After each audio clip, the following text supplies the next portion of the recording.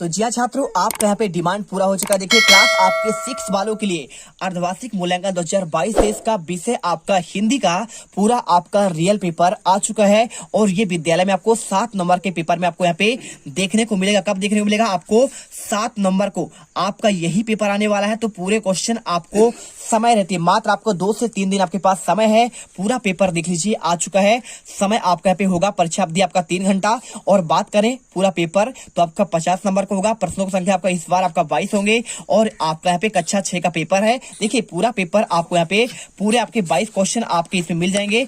आपको एक एक क्वेश्चन का आंसर आपको दिया जाएगा। ठीक है, देखिए आपको यहाँ पे टोटल आपके यहाँ पे 22वां क्वेश्चन आपका लास्ट क्वेश्चन आपका यहाँ पे ये मिल जाएगा। देखिए क्वेश्चन आपका 22वां और इनके आंसर आज की इस वीडियो में यहाँ पे देखने वाले। चलिए इस वीडियो को स्टार्ट करते हैं।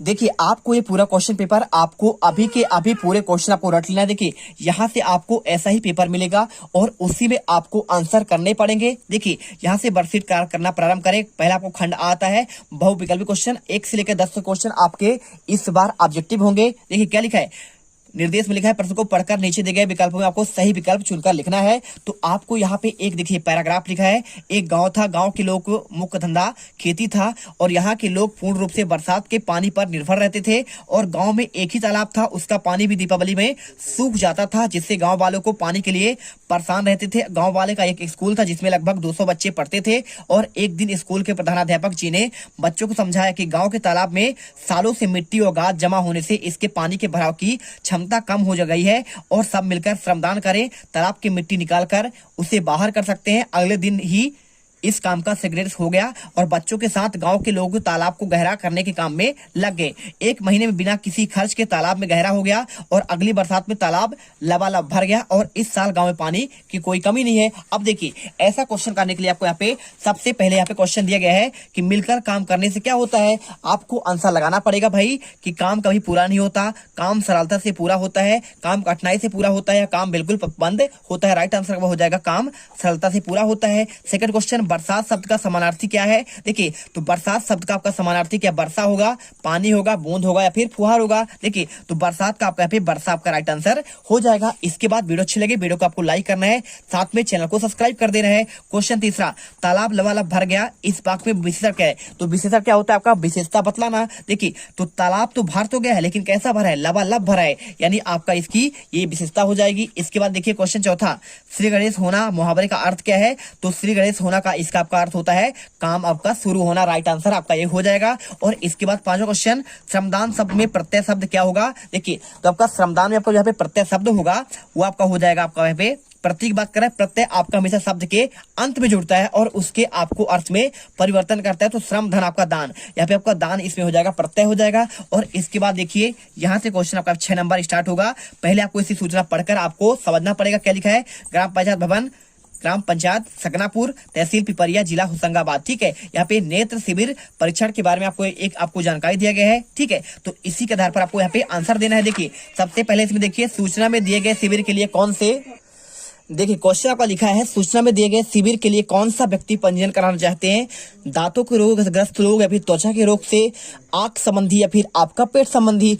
तो इसमें आपका सिंपल दिया है। देखिए नेत्र की बात कर रहे हैं ना, तो जब आपका नेत्र आपका शिविर यहाँ पे लगा हुआ है तो नेत्र शिविर में हमेशा आपका क्या होगा, आपका नेत्रों का आंख संबंधी समस्याओं का आपका यहाँ पे क्या होगा, ग्रस्त व्यक्ति का समस्या होगा। तो आपको राइट आंसर यहाँ पे बी नंबर करना है। इसके बाद क्वेश्चन, शिविर का आयोजन क्यों किया गया।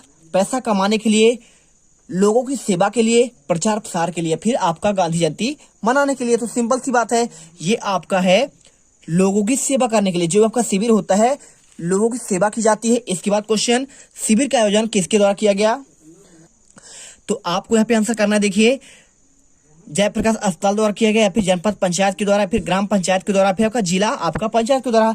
देखिए तो आप इसमें देखेंगे तो ग्राम पंचायत भवन लिखा है ना, तो आपको यानी आपका ग्राम पंचायत के द्वारा इसमें किया गया। देखिए आयोजक स्थल ग्राम पंचायत भवन, पंचायत रसमनापुर। ठीक है, तो आपको यहाँ पे सिंपल था, आपको यहाँ पे ग्राम पंचायत आपको यहाँ पे लिखना पड़ेगा किसके द्वारा। देखिए तो आपको यहाँ पे लिख देना है ग्राम पंचायत के द्वारा, आपका यहाँ पे राइट आंसर हो जाएगा। यहाँ पे आपको जयप्रकाश अस्पताल द्वारा आपका नहीं होगा।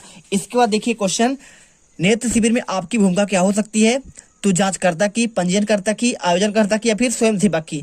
तो आप इसमें जब भी आप कोई आपका यहाँ पे शिविर होता है तो आप सेवा करना चाहते हैं तो आप उसमें क्या कर सकते हैं, यहाँ पे स्वयं सेवक का आप यहाँ पे कार्य कर सकते हैं, आप उनकी मदद कर सकते हैं। इसके बाद क्वेश्चन, नेत्र शिविर के आयोजन के लिए उचित निर्देश क्या हो सकता है?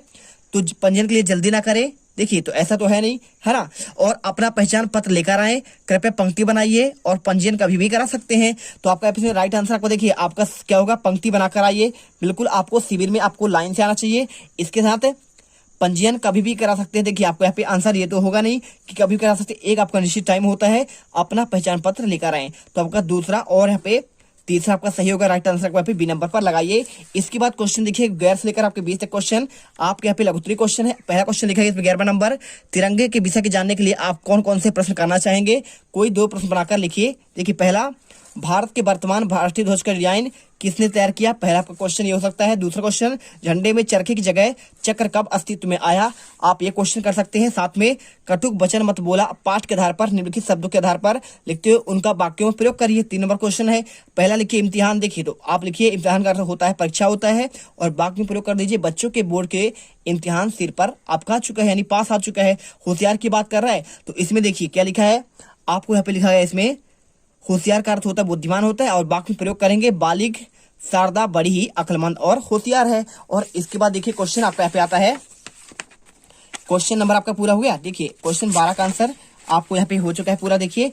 और इसके साथ देखिए आपको यहाँ पे ये क्वेश्चन करने के बाद आपको यहाँ पे क्वेश्चन आता है, देखिए आपका यहाँ पे 13वां क्वेश्चन आपको दिया गया 3 नंबर का, निम्नलिखित पंक्तियों को तपस्वी में कौन सी विशेषता बताई गई है? तो आपको इसका आंसर करना पड़ेगा। देखिए, छूने पाए मोह तुझको, बन तपस्वी लौ हृदय, काल स्वयं डर जाए देखकर ध्रुव से ध्रुव रहे निश्चय। ठीक है, पहला क्वेश्चन, पंक्तियों में तपस्वी की निम्न विशेषता बताई गई है। पहला, तपस्वी मोह और आलस दूर कर सकता है। दूसरा, ठीक है, तो विशेषता आपको लिखना पहले में, तपस्वी मोह और आलस दूर कर सकता है। दूसरा, तपस्वी में लोहे के समान आपका सहृदय होता है। और तीसरा, तपस्वी में आपका काल डर होता है। साथ में आपको यहाँ पे तपस्वी में दृढ़ संकल्प बहुत मजबूत होता है। आपको ये आंसर करना पड़ेगा। और इसके बाद देखिए यहाँ पे क्वेश्चन आप अलग दिए गए हैं, निम्नलिखित गद्यांश को पढ़कर आपको प्रश्नों के उत्तर देना है। तो ये गद्यांश आपका है, ठीक है। घर में रुपए भी नहीं होते, मैं घबरा जाती हूँ, पड़ोस की औरतों की ओर नाक में दम कर रखा है, जैसे उनके घर में कोई होता ही नहीं, आकर घंटों बैठी रहती हैं। ये आपका पैराग्राफ है। अब इसमें जो है देखिए आपको इसे भरना है, तो आप इसमें आप उत्तर देंगे, ठीक है। तो पहला देखिए क्वेश्चन क्या दिया है, इसमें लिखा है गद्यांश में से कोई आपका 2 मुहावरा खोजकर आपको अर्थ आपको लिखना है। देखिए तो पहला आपको यहाँ पे चाहते हैं, तो नाक में, देखिए यहाँ पे लिखा ना नाक में दम कर रखा है, तो पहला आपको यहाँ पे हो जाएगा नाक में दम कर रखा है, यानी आपको ऐसा ढूंढकर आंसर करना पड़ेगा। इसका अर्थ होता है परेशान करना। दूसरा देखिए सीधी मुंह बात ना करना, तो आप इसमें देखेंगे तो इसे पूरे करेंगे तो सीधे मुंह बात नहीं करती है, तो इससे आपका मुहावरा हो जाएगा सीधी मुंह बात ना करना। इसका अर्थ होता है घमंड करना।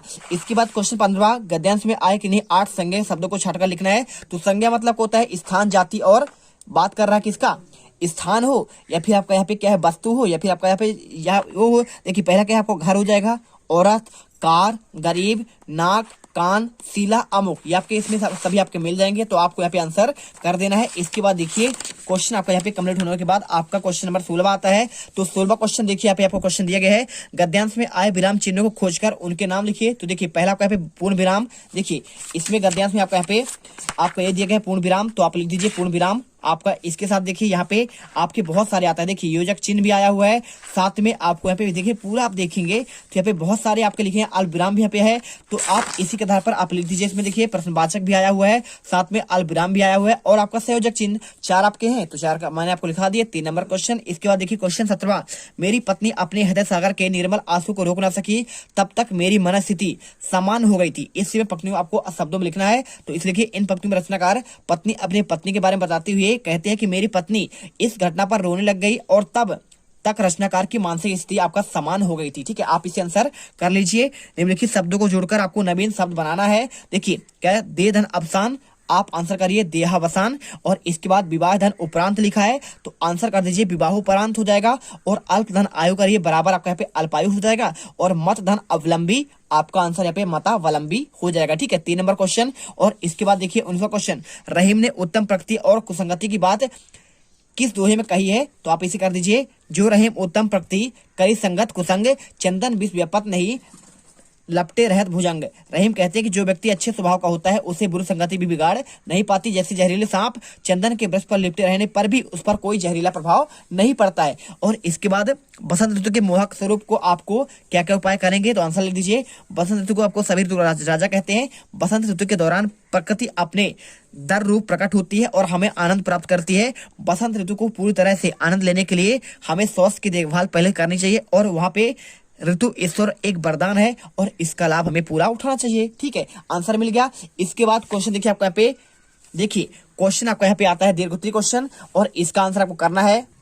यहाँ पे आपको इसका भावार्थ लिखना है। तो इसका आपको भावार्थ लिखने के लिए बहुत सिंपल है। 5 नंबर क्वेश्चन कैसे करेंगे देखिए। यहाँ पे आपको देखिए, आओ प्यारे वीरे आओ, देश धर्म पर बलबली जाओ, एक साथ सब मिलकर गाओ, प्यारा भारत देश हमारा, झंडा ऊंचा रहे हमारा। तो आपको यहाँ पे इसका आंसर देखिए आपको मिल जाएगा। कभी इन पंक्तियों के माध्यम से वीर पुरुषों का आह्वान करते हुए कहते हैं कि हे वीरों आओ और हमारे देशभक्ति के देश धर्म पर बलिदान हो जाओ, आओ हम एक साथ मिलकर गाएं और यह भारत देश हमारा है और हमारा झंडा ऊंचा सदैव ऊंचा रहे। और इसके बाद देखिए क्वेश्चन का 22वां क्वेश्चन, 22वां क्या लिखा गया है आपको इसमें, ये लिखा गया है देखिए आपको यहाँ पे आपको सिंपल से आपको लिखना पड़ेगा। आप इस समझिए, देखिए क्या लिखा है, महारानी लक्ष्मीबाई के गुणों को आपको वर्णन करना है। तो देखिए उत्तर में 1857 क्रांति की महान नायिकता और नारित्व के साहस और शौर्य प्रेरणादायक रही। झांसी की रानी का जीवन हर मामले में अनुकरणीय है और हम रानी के साहस, शौर्य और वीरता के तो अच्छे से जानते हैं, मगर रानी लक्ष्मीबाई के व्यक्तित्व और उससे कहीं ऊपर है। 18 जून 1858 को ग्वालियर में क्या कहा आपको, ग्वालियर में शहीद हुई और रानी का बलिदान पूरे विश्व के लिए आपका एक उदाहरण है।